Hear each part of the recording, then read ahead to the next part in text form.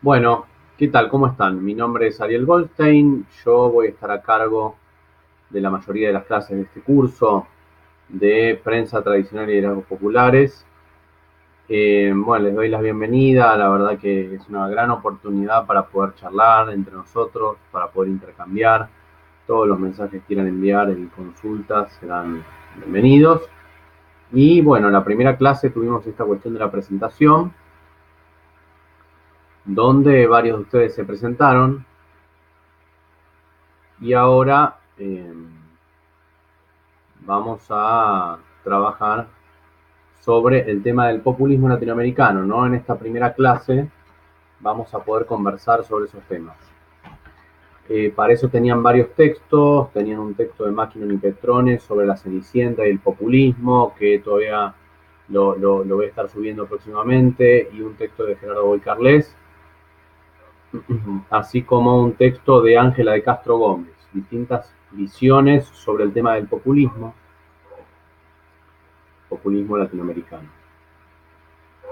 Eh, Sobre todo en lo que tiene que ver con las experiencias de los populismos clásicos, ¿no? Los populismos clásicos son aquellos llamados del cardenismo en México, el gobierno de Lázaro Cárdenas, el varguismo en Brasil, el gobierno de Getúlio Vargas, o los gobiernos, ¿no? Hay dos periodos, y los gobiernos de Juan Domingo Perón en la Argentina. Pero en todo caso, la idea de esta clase era conceptualizar un poco una introducción a los trabajos y los estudios sobre el populismo en América Latina. Bueno, eh, por un lado hay algo que hay que entender cuando uno analiza el fenómeno de los populismos, y es que estos fenómenos, sobre todo los populismos clásicos, nacen en el contexto de la crisis internacional de 1930, ¿no? No surge en cualquier contexto, sino en un contexto de crisis del liberalismo, de la crisis de Wall Street, la famosa crisis de la bolsa de Wall Street. Y mientras en Europa se estaban proyectando las experiencias del fascismo, con Mussolini y con Hitler, ¿no?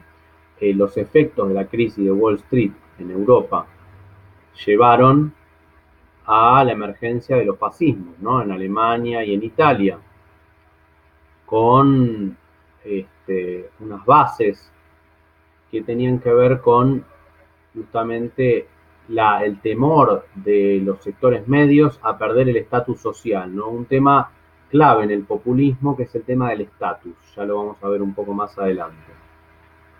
Y por otra parte, en América Latina, ese es el contexto de emergencia de los populismos, que son muy distintos de los fascismos, ¿no? Como la mayoría de los estudios académicos han mostrado.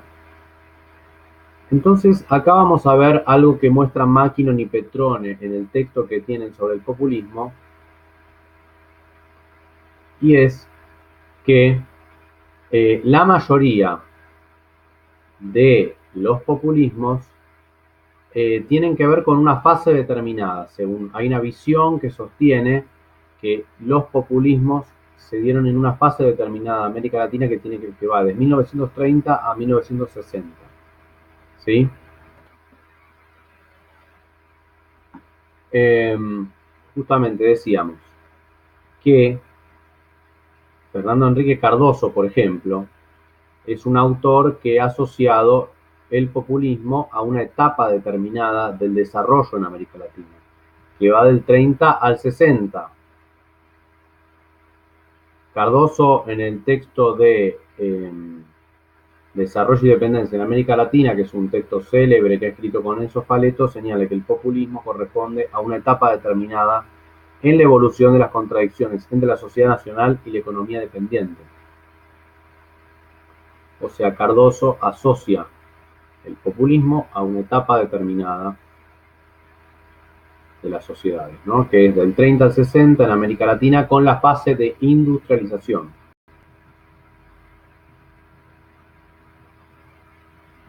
Es interesante, ¿no? Porque el tema del populismo da nacimiento a las ciencias sociales en América Latina. Es decir, en varios países justamente se proponen varios de los cientistas sociales más importantes de la región dar una explicación frente al fenómeno del populismo como un estudio inaugural con respecto a las ciencias sociales de América Latina. Eso es lo que están pensando Gino Germani y Francisco Weford, ¿no? Por ejemplo, en Brasil y en Argentina. Bueno, y lo que destacábamos, ¿no? Hay una diferencia entre el populismo y el fascismo, ¿no? El populismo en América Latina se enfrenta a la cuestión del imperialismo y a la cuestión de la exclusión. Dos temas clave, ¿no? En el populismo latinoamericano están muy presentes el tema de la exclusión, masas excluidas del sistema político, y el tema del imperialismo. Son dos ejes centrales que no están para nada presentes en el fascismo europeo. Bien. Esto es algo, por ejemplo, que marcan Marco Aurelio García y Emil Sader, ¿no? La diferencia entre el populismo latinoamericano y el fascismo europeo. En el caso del primer peronismo, ¿no? El primer peronismo surge con los debates originados por Gino Germani. Gino Germani es un sociólogo célebre, fue creador de la carrera de sociología en la Universidad de Buenos Aires en los años 50, fue expulsado de la carrera de sociología por Perón justamente, entonces fue expulsado de la universidad por Perón, guardaba un resentimiento contra el peronismo, ¿no? Según Gino Germani, Sociedad y Política en una época de transición, él afirma que el peronismo tiene que ver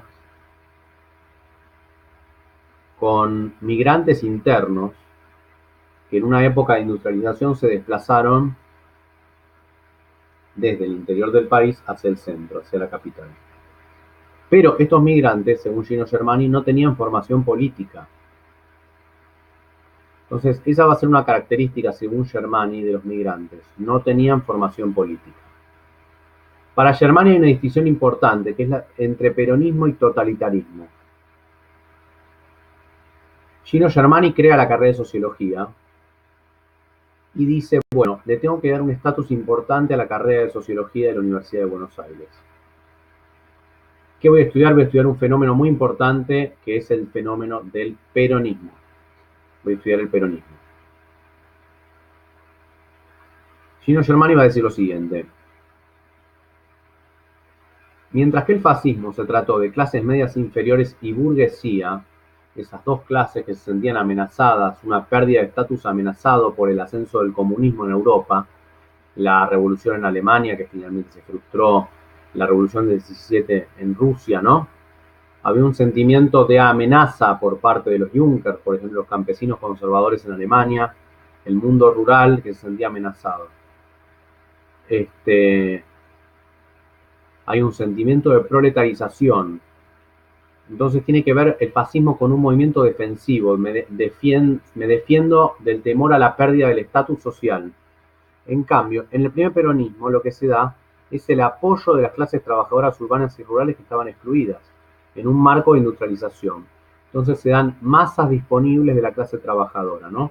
Lo cual tiene que ver con una búsqueda de estatus y afirmación de la dignidad personal. Un tema muy importante para el curso que estamos viendo, que es que mientras que los fascismos están originados por el temor a la pérdida del estatus social, los populismos están originados, los populismos de izquierda por lo menos, están originados por una afirmación del estatus y la dignidad personal. Gino Germani decía que el peronismo tenía heteronomía, falta de autonomía. La clase trabajadora era heterónoma, le faltaba autonomía con respecto al líder carismático, ¿no? Otro concepto clave del populismo, el líder carismático y la función carismática del líder, ¿no? El tema del carisma, como sabemos, viene del sociólogo alemán Max Weber, ¿no? Él hablaba del modo de dominación carismático, donde se cree en las cualidades extraordinarias del líder. En el populismo claramente es muy importante el carisma inviste de afecto, ¿no? Al líder lo dota, el carisma es una relación social, ¿no? No es el carisma sin el reconocimiento social de los otros no existe. Pero en todo caso, el carisma es un aspecto muy importante del populismo, ¿no? esta discusión planteada por Germani fue fundante en las ciencias sociales argentinas, después fue contrarrestada o criticada por Múrniz y por Tantiero, porque justamente la tesis de Germani del peronismo avalaba inmigrantes sin formación interna, inmigrantes internos sin formación, vienen a la capital, son seducidos por el líder carismático, en una condición de heteronomía y dependencia. Tanto los estudios de Múrniz y Portantiero como Juan Carlos Torre hablaron del peso de sindicalistas de extracción socialista que vieron beneficios concretos y ventajas materiales. O sea, no eran los migrantes internos sin formación únicamente, sino que había una vieja guardia sindical del Partido Socialista en la Argentina que apoyaba de forma consciente, ¿no? Eso también es lo que va a ver Daniel James, el historiador norteamericano, que ve también todo el peso simbólico en las ventajas concretas que había obtenido el peronismo para los sectores populares y trabajadores. Entonces, Juan Carlos Torres reconoce el papel protagónico en los orígenes del peronismo que le cupo a la intervención de los cuadros del viejo sindicalismo argentino en la canalización y la organización de las bases populares del peronismo. Para Torre, el peronismo es un proceso de democratización por la vía autoritaria, ¿no? Interesante, democratización y autoritarismo combinados. Es una élite estatal que protagoniza la ruptura y la integración de las masas al sistema, ¿no? Un principio de autoridad por encima de la pluralidad de las fuerzas sociales.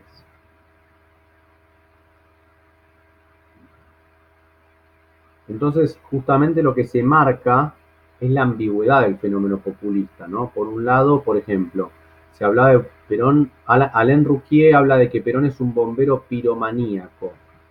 ¿Qué quiere decir esto? Perón da un discurso en la Bolsa de Comercio, antes de asumir, donde le dice a los mayores exponentes de la burguesía, le dice, yo soy el reaseguro frente al comunismo. Ahora bien, por otra parte, Perón se apoya en la clase trabajadora, ¿no? Entonces, logra que los exponentes de la burguesía le tengan miedo, porque agitaba a las masas, a la plebe. Entonces, Perón era un bombero o un incendiario, ¿no? De la izquierda. Ese es el dilema del populismo, ¿no? Todo el tema de la ambigüedad. Perón tenía origen militar, ¿no? Eso lo vamos a ver más en detalle en la clase sobre el peronismo y los medios de comunicación. Vargas era un estanciero, Getúlio Vargas. Bien. En el caso de Brasil, es distinta la situación, ¿no? Ahí el texto de Ángela de Castro Gómez es claro, es interesante. Bien. Porque Ángela de Castro Gómez puntualiza que la reflexión sobre el populismo empieza en San Pablo a inicios de los años 50, ¿no? San Pablo, uno de los puntos centrales, ¿no? De Brasil, mayor desarrollo industrial y punto de donde estuvo la universidad más importante, ¿no? La Universidad de San Pablo, construida por las élites paulistas. Entonces, uno de los primeros problemas de las ciencias sociales en Brasil también es el surgimiento del populismo en la política brasileña. Primer texto, ¿qué es el ademarismo? ¿No? Ademar de Barros era un político brasileño que fue intendente de San Pablo, prefeito, como le dicen, que es el creador del lema "Rouba más faz", roba pero hace, ¿no? Se hablaba de la corrupción de Ademar de Barros, pero hizo muchas obras públicas, era un líder carismático. Ahí lo que se va a decir en estos textos es que las masas son un proletariado que desconoce la condición de explotación que viven y están fragmentadas como clase. No están organizadas ni participando de la política como clase. Entonces surge el hombre populista cargado de carisma, frente a una clase dirigente en crisis de hegemonía, concepto muy importante, y eso sería el ademarismo. Como decíamos, Cardoso y Faleto asocian el populismo a una fase económica determinada, la industrialización del país. En Brasil, la reflexión sobre el populismo está muy asociada al periodo de la República Populista, que va del 30 al golpe de 1964, ¿no? El populismo está muy asociado a la pregunta sobre cuáles fueron las razones del golpe de 1964, cuáles fueron las razones del golpe que destituyó de la presidencia a João Goulart, el presidente democrático laborista, en 1964. Las condiciones del golpe, las causas serían el agotamiento de la experiencia populista, ¿no?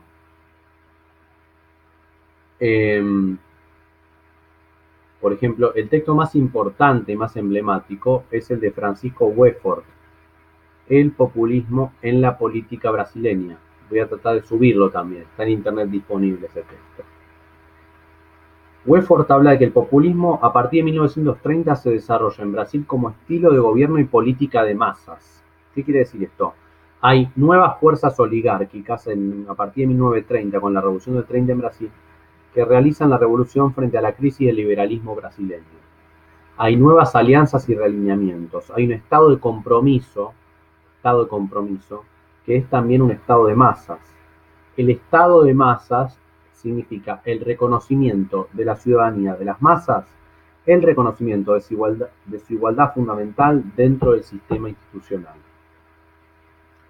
Esto significa un mecanismo a través del cual los grupos dominantes ejercían su dominación y a la vez un medio de amenazar potencialmente esa dominación. Volvemos. Un mecanismo a través del cual los grupos dominantes ejercían su dominación y a la vez un medio de amenazar potencialmente esa dominación. Nuevamente en el populismo está el factor de la ambigüedad. Pero ¿cómo? Es un bombero piromaníaco el caso de Perón, ¿no? O sea, ejerce la dominación de los grupos dominantes. ¿El peronismo, el varguismo, son una forma de ejercicio del poder por parte de los grupos dominantes o una forma de amenazar la dominación de los grupos dominantes? Esa es la pregunta central de los populismos clásicos. El equilibrio inestable del líder se confunde con el Estado como institución. El Estado y el príncipe de las clases populares son clases populares que pasan a integrar de forma subordinada el escenario político nacional. El estilo de gobierno y la política de masas integran el núcleo del populismo en la política brasileña. Es una forma de manipulación populista, aparece la idea de la manipulación. Una forma de control del Estado sobre las masas, pero también de atención a sus demandas reales. Todo el tema de la ambigüedad permanente, ¿no? Bien.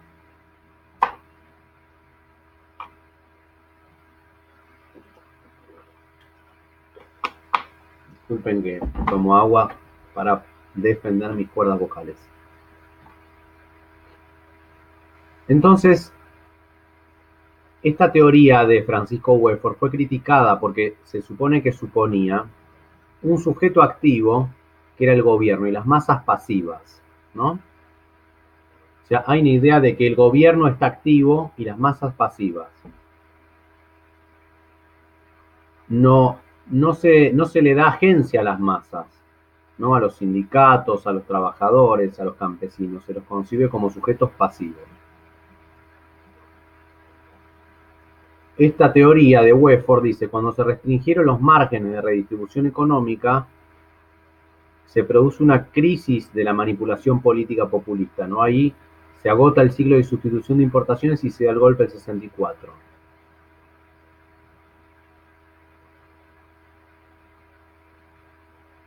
Bien. Pero después viene una crisis, ¿no? De estas interpretaciones sobre la falsa conciencia obrera, ¿no? Viene el trabajo de Ángela de Castro Gómez, por ejemplo, que es análogo a lo que plantea Daniel James con respecto a la Argentina. Ángela de Castro Gómez publica un trabajo que se llama A Invenção do Trabalhismo, que busca, a diferencia de lo que planteaba Daniel James, se propone evaluar el proceso de construcción de la clase trabajadora históricamente, sin un modelo previo de curso y un modelo a ser alcanzado, apartada de purismos ideológicos, ¿no? La historia de la constitución de la clase trabajadora en Brasil, sin atribuir a los trabajadores de forma a priori una posición pasiva. O sea, el populismo enfatizaba el control del Estado sobre las masas. Esta teoría de Francisco Weford del populismo en la política brasileña enfatizaba el control del Estado sobre las masas, lo cual suponía una negación del estatuto de clase. En cambio, Ángela de Castro Gómez dice, no, es un diálogo entre actores con recursos de poder diferenciados para superar esta idea de la autonomía o la heteronomía, ¿no? Hay negociación. Por eso Ángela Castro Gómez habla de pacto trabalista. Es el trabalismo, no es el populismo, porque Ángela de Castro Gómez dice, y Jorge Ferreira, otro historiador, dicen los dos,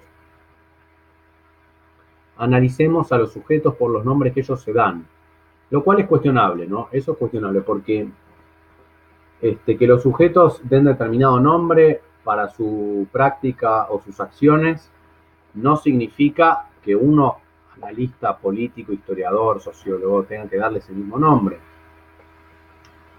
Uno puede crear categorías que sean externas al accionar o a la autoenunciación de los actores para evaluar justamente el tipo de prácticas que esos actores ejercen. Entonces, eso no invalida el concepto de populismo, pero en fin, construyen tanto Ángela de Castro Gómez como Jorge Ferreira una serie de señalamientos interesantes respecto de lo que significa pensar el populismo desde otro lugar, ¿no? Por ejemplo, cómo Joao Goulart, mientras fue ministro de Trabajo de Vargas, negociaba con los trabajadores no desde una posición de Estado activo, masas pasivas, sino de una posición donde aparece diálogo, negociación, presiones cruzadas. Entonces ella dice, Ángela de Castro Gómez, hay que ver las experiencias vividas por la clase trabajadora previo a 1930, post-1930, salir de la idea de los cálculos de los beneficios materiales exclusivos que remite a la manipulación, ¿no? La idea del plato de lentejas, yo te doy plato de lentejas, vamos a apoyar, sino ver más la cuestión simbólica de la dignificación y del estatus, esa categoría de Germani, el estatus y de la sociología norteamericana, ¿no? Talcott Parsons y otros autores que hablaban del estatus, que es una categoría importante para pensar el populismo y que incluso yo creo que hay que recuperar esa categoría para pensar el populismo clásico y el actual. Bien, sobre los detalles del varguismo, eso lo vamos a analizar en la clase propia del varguismo. En el caso de Lázaro Cárdenas, ¿no? Son 6 años de gobierno, es un periodo más breve, ¿no? El periodo de Perón son 9 años y después otro gobierno de 2 años. El periodo de Vargas son 15 años y 2 años más en el segundo mandato. En cambio, Cárdenas son 6 años. Es un gobierno protagonizado por obreros y campesinos, donde tiene un papel importante la reforma agraria, ¿no? Desaparecen las haciendas. Cárdenas le da importancia a la Confederación Nacional Campesina. Nuevamente, Arnaldo Córdoba, uno de los cientistas políticos más importantes de México, dice que Cárdenas encarna el principio de institucionalidad en la presidencia. Es un nuevo liderazgo institucional. Con su gobierno se terminaron los poderes políticos personales que decidían la política en México. Es el verdadero edificador del Estado moderno en México, un Estado de masas.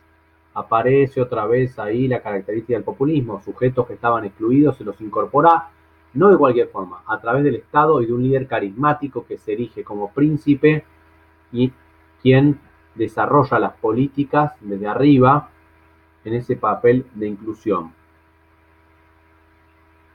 El populismo aparece como una alianza policlasista. Por ejemplo, el gerente de una gran empresa siderúrgica le dice un comentario a un amigo, ¿no? En México. No obstante la inestable situación obrera, este ha sido nuestro mejor año de negocios. Entonces el populismo recoge alianza de distintos sectores, sectores empresariales, sectores obreros, sectores medias. Entonces el populismo es esa multicomposición de clases, ¿no? Esa alianza policlasista. Bien. En el caso de Ibáñez del Campo, en Chile, el populismo no se produce porque, según Tomás Mulián, se produce una institucionalización estable de la izquierda marxista dentro del sistema de reglas constitucionales y dentro de la política de reformas. El sistema produjo oportunidades de incorporación real, o sea, En 1938, en 1947 triunfa el Frente Popular en Chile. ¿El Frente Popular qué era? La asociación entre el Partido Comunista, Partido Socialista, ¿no? Justamente, a diferencia de Argentina, Brasil, México, la izquierda en Chile tiene una incorporación temprana al sistema político, lo que evita un arraigo populista. Los objetivos del Frente Popular, según Mulián, fueron la industrialización promovida por un Estado intervencionista desarrollista y la democratización. Es decir, aquellas reformas que en México, Argentina y Brasil fueron promovidas por una élite estatal que construye su propio lazo de representación con los sectores obreros, en el caso chileno lo promovió una coalición partidaria de centro-izquierda, incluida en el interior del sistema político, ¿no? Por eso en Chile no hay populismo. Y en el caso colombiano, Gaitán es asesinado en 1948, que era Gaitán, que era el candidato de un partido liberal y que realmente enarbolaba un discurso populista. Gaitán es asesinado, lo que escinde la escena política colombiana en dos, ¿no? Por un lado el sistema político formal, por un lado una exclusión tremenda que lleva también al surgimiento de las guerrillas y una historia muy compleja, de un conflicto armado muy extenso, que surge justamente por la imposibilidad de incorporar a las masas al sistema político por una experiencia populista frustrada, ¿no? Entonces, el populismo yo creo que es una categoría central en América Latina, eh, una categoría de gran importancia que efectivamente vamos a retomar durante todo el curso. Me parece que esta clase justamente tenía que ver con presentar los principales debates históricos, los principales trabajos clásicos sobre el tema del populismo, que nos van a permitir empezar a pensar este tema en su relación con los medios de comunicación, ¿no? Silvio Weisbord, que es un autor muy importante, tiene un texto que se llama, un libro que se llama Vox Populista, y en ese libro Silvio Weisbord dice: los populismos están obsesionados con los medios de comunicación. La comunicación es un aspecto clave del populismo. Entonces, eso es justamente nuestro objeto de estudio.